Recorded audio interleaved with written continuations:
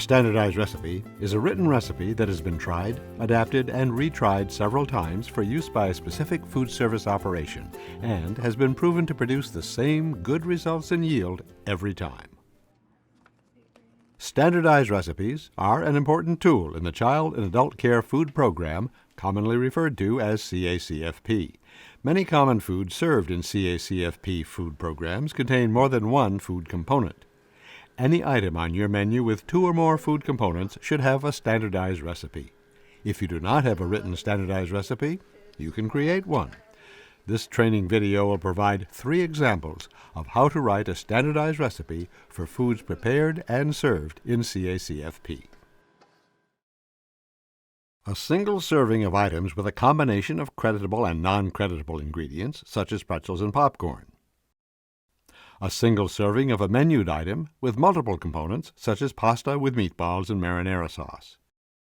And combination foods prepared by scaling up a recipe from a single serving into multiple portions prepared in one serving dish, like a pasta-baked casserole. Some food prepared in this video was for demonstration purposes only. Ready-to-eat food must not be handled with bare hands. Always use utensils or single-use gloves during preparation and serving. Writing a standardized recipe may sound impossible, but it's not. Let's start with an easy example. Pretzels and popcorn are a popular snack in CACFP. When this snack is served, the pretzels meet the requirements for the whole grain food component for CACFP. The popcorn does not contribute to the required food component and is considered an extra. How can you show that each child in your food program is served a portion of this snack that meets nutrition requirements for federal reimbursement? With a written standardized recipe. Begin by writing the name of the food item as it appears on your program menu. This is the recipe name or title. Next, list all of the ingredients used to prepare this item. For this recipe, the ingredients are whole grain pretzels and plain popcorn. Then, determine how much of each creditable ingredient should be given to a child at your site to meet the minimum nutrition requirements. Use the current USDA crediting handbook and meal pattern requirements for CACFP. Write the amount next to the ingredient on your recipe. For this example, the daycare serving this snack will need to provide at least 16 pretzels, which equals 1/2 serving to each child in a 3 to 5-year-old classroom. To determine how many pretzels to serve, you need to look at the serving size on the nutrition fact label on the back of the package and utilize the current version of Exhibit A, Grain Requirements for Child Nutrition Programs. Next, determine how much of the non-creditable ingredients will be used to prepare one serving. Here, they use 1/2 cup. Finally, write down any instructions for combining the ingredients so any staff person who prepares the snack has a written recipe to reference when preparing the food items. And there you have it, a simple written standardized recipe for a food item which combines creditable and non-creditable ingredients.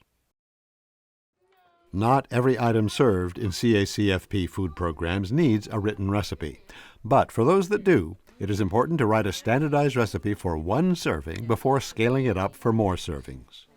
A recipe for one serving of a menu item should include the minimum quantity for each ingredient that is being claimed as a creditable food component. Let's look more closely at an example of how to write a standardized recipe for a popular lunch item with multiple components, pasta with red sauce and meatballs. So today we're going to make the pasta that we always make, but one thing we don't have is we don't have a standardized recipe. We've been told we need to have a standardized recipe in our facility to make sure that we meet the requirements, that we're serving the children the proper amount of food to meet the nutritional requirements, and that's also required by the state. So the recipe name, we're going to call this pasta with red sauce and meatballs. Just like with our first example, begin by writing down the name of the food item as it is listed on your program menu. This is the title of your recipe. Next, list all of the ingredients that are used when preparing the menu item. This recipe uses prepared penne or elbow pasta, marinara sauce, and prepared frozen meatballs. Now we need to measure out what we actually do and make sure that that's the portion that we serve our kids. So we'll start with our whole grain rich pasta. We've prepared some penne and some elbows here. Let's measure out half a cup of those elbows. Although you may be able to gauge by sight how much of a particular ingredient you use when preparing a popular item that is on the menu every day or every week in your food program, when you create a written, standardized recipe, it's important to measure out each ingredient for one portion. You should consult the current CACFP crediting handbook and meal pattern guidelines when measuring creditable ingredients to ensure that the portion size meets the requirements for a reimbursable meal. Write down the measured amount of each ingredient for the recipe as it is prepared and served in your food program. Want to make sure when you're measuring that we're exact with these when we're doing our standardized recipe. That way the next person who makes it, they can be exact as well. We have these new meatballs that they gave us to try, which we cooked off here. And we can see, I want to check the label here. For the ounce requirement, we need to make sure that we have 2 ounces of meat alternate to count for a serving for our kids between. Some of your ingredients may include processed foods like meatballs that vary in size and weight depending on the brand or variety you purchase. When using these types of ingredients in your food program, it is important to read each label and verify serving size information on the package. I like putting the source of where we're getting the meatballs when we're not making them ourselves, because sometimes the different brands have different weights. And there you have it.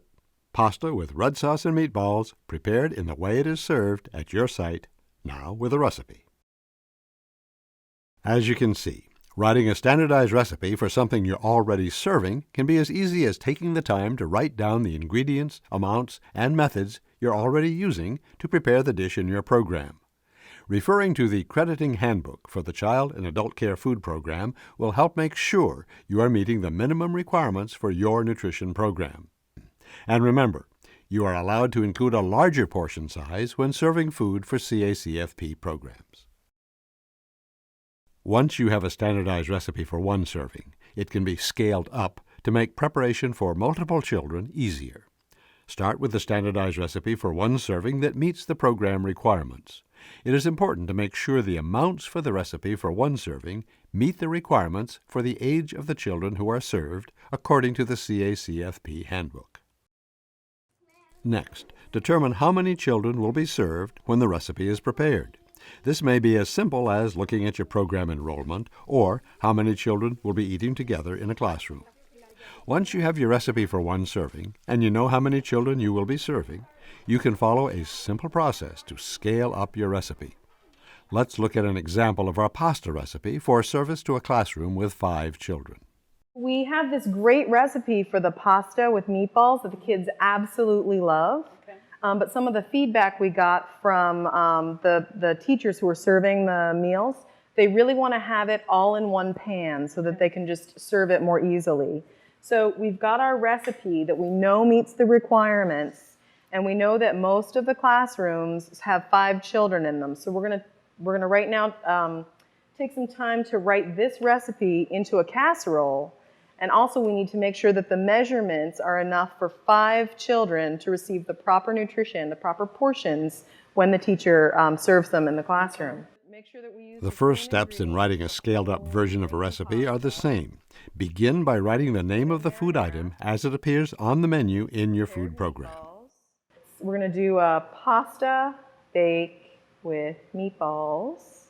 Next, list all of the ingredients that are used to prepare the menu item. Make sure that we use the same ingredients, the whole grain pasta. We're going to use the same tomato marinara. We're going to use the prepared meatballs.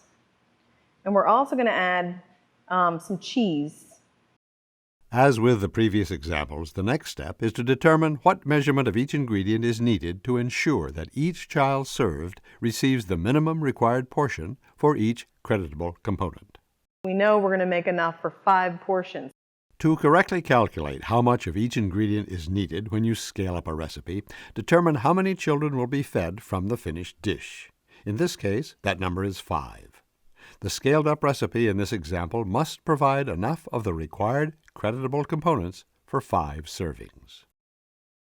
Looking back at the standardized recipe for one serving, You could calculate the total amount of each ingredient needed by physically measuring out the required portion of each ingredient 5 times, combining the total in a larger measuring cup, and writing down the amount. This method is tedious and messy. Another way to determine the total of each ingredient needed for 5 portions is to multiply the quantity for each ingredient by the number of total servings. So we know what 1 serving needs to be. 1 serving should be half a cup, and we need to multiply that by 5. So we need to put 2½ cups of pasta, of that cooked pasta, into the pan. We also need to multiply our 1/3 cup of marinara by 5. When scaling up your recipes, you multiply the amount of each ingredient in the recipe for 1 serving by the number of children who need to be served. The amount of each ingredient is important. Take your time with this step. Remember, you can use a calculator, a recipe conversion chart, or ask for help. Be sure to include any additional ingredients and the instructions for combining and cooking the ingredients. Yep, go ahead and stir it up. So I'll write that here in the instructions. Now the next step will be to take this and to put it into a 350-degree oven. Since everything's already cooked, we really just need the cheese to melt, so we probably only want it to go in there for about 10 minutes. Next, write down how many creditable portions can be served from the prepared recipe. This recipe will make 5 servings for the children in the classrooms. Finally, determine the size of a single portion that should be dished out to serve to each child. To scale up the recipe, we multiplied the original recipe for 1 serving by 5. To determine the size for a single portion from our finished dish, divide the total amount of the prepared dish by the same number. And the serving size will be 1/5 of the pan. And there you have it, a scaled-up recipe that serves 5 children. Let's review. When you start with a standardized recipe for 1 serving that meets the CACFP requirements for your program, you can scale it up to serve as many children as you need by following the steps of this process. First, determine how many children you will be serving. Second, multiply the amount of each ingredient by that number, writing it down on a new recipe form or in a separate column with the original recipe for 1 serving. Third, be sure to write down any new ingredients that will be used for the scaled-up recipe and the amount of that ingredient that should be used. Fourth, include specific instructions for combining or cooking any of the ingredients to properly prepare the food. Finally, be sure to test the scaled-up recipe to make sure it looks and tastes as good as the original, and that when prepared, it can easily be served to the children in your program. Remember that MSDE CACFP program staff will be asking for standardized recipes when they see menued items that have more than 1 food component. Have these standardized recipes in a binder or folder ready for CACFP program reviewers. Now that you know how to write a standardized recipe, learn more about standardized recipes from the training video in this series titled, What is a Standardized Recipe?